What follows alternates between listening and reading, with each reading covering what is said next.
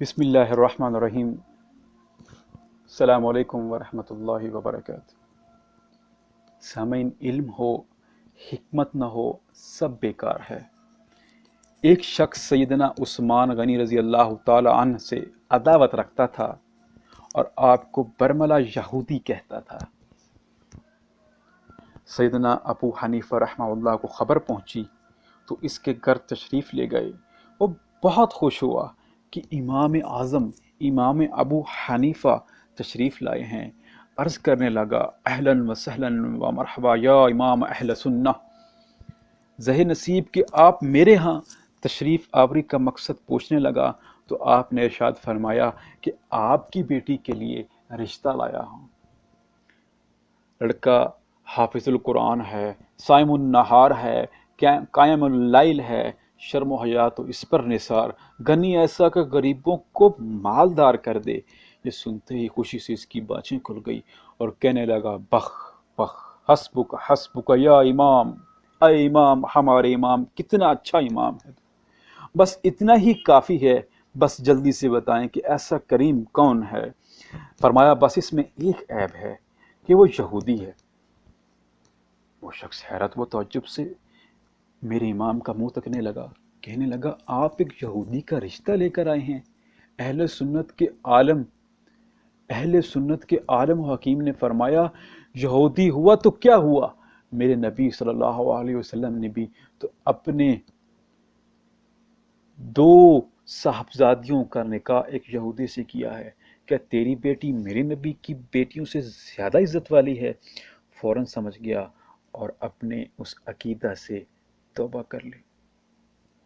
رحمہ اللہ علیہ یا ابا حنیف، آپ سے فقہ لینے والوں نے آپ سے حکمت نہ لی، آپ سے احکام سیکھنے والوں نے آپ سے اخلاق آداب نہ لیا۔ اے میرے امام، مجھے آپ سے شکایت ہے کہ آپ نے عثمان غنی جیسے صحابی کو یہودی کہنے والے کو گالیاں کیوں نہ دی؟ کم از کم یہودی ہی کہہ دیتے۔